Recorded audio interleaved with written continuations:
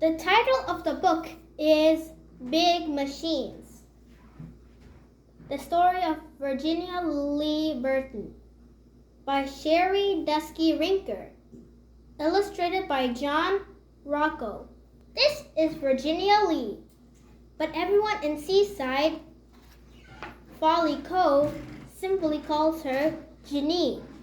Anyone who meets Ginny will tell you that she is quite magical.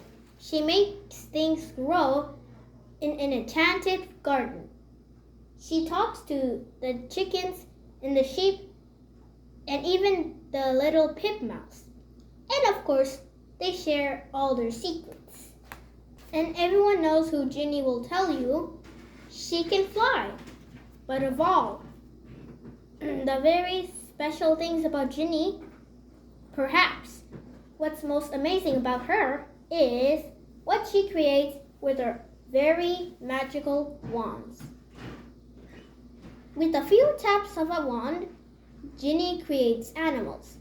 She can also make the seasons change and conjure heroes and horses and people of all sorts, and even a very good dinosaur. But for her sons, Aries and Michael, she makes the most wonderful things of all, the things that they love best, big machines.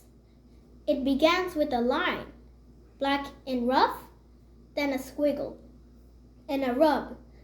As little Aries watches, a puff of smoke appears, clears, and then, whoo! A whistle cries, "Do more, do more!" Aries shouts in return. So Ginny draws and draws. It's a train. "I see a train," says Aries. With each sweep, choo-choo comes more to life.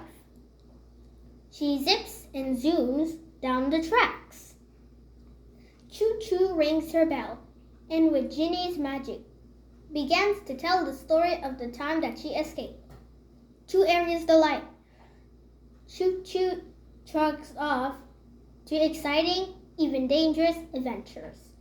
But of course, in the end, she always comes home safely.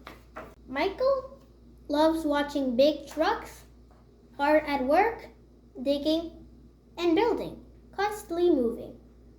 And so, Ginny watches trucks too. She observes patiently, closely, and she begins. First, the lines, this time layered and sketchy. Then the circles, then the brush bursts of red, a rumble of powder, before dirt flies. And right before Michael's eyes, a bucket loads and flips, clearing earth to make canals, cutting through mountains for railways, leveling land for highways and runways, digging deep into the earth, making foundations. Smoke blows from her stack. There, loud and proud, strong and steerily, always hard at work, Mary Ann. A steam shovel. Michael jumps with joy. Now Michael has a truck to call his very own. Michael and Mary Ann smile at each other, friends forever. And soon, more big machines burst to life. First, there's just paper, white, white, white. Ginny touches it and pop. With a whoosh of black and some strokes of red and green, Aries and Michael meet Caddy. Caddy is a beautiful bright crawler tractor. She can roll on her thick black treads. She can even push with the bulldozer blade attached. But best of all, Katie can plow. The city of Geopolis is buried in a giant winter storm, and the people are counting on Katie. She is the only one big and strong enough to clear the way. Katie is rough, tough, and ready to plow the miles and piles of snow. No amount of snow can stop her. Follow me, she says as she revs. And with a chug, chug, chug, Katie is off to dig out the town of Geopolis, while Aries and Michael cheer her on. Ginny makes more lines, this time wavy and curvy, swoopy and swervy. Like music, lines flow along, color joins in, free and watery. And soon, ting, ting, ting, there is Maybelle, the cable car, climbing up and down the giant hills of San Francisco. Our day's not done. It's just begun. She sings while Eris and Michael wave clingety cling.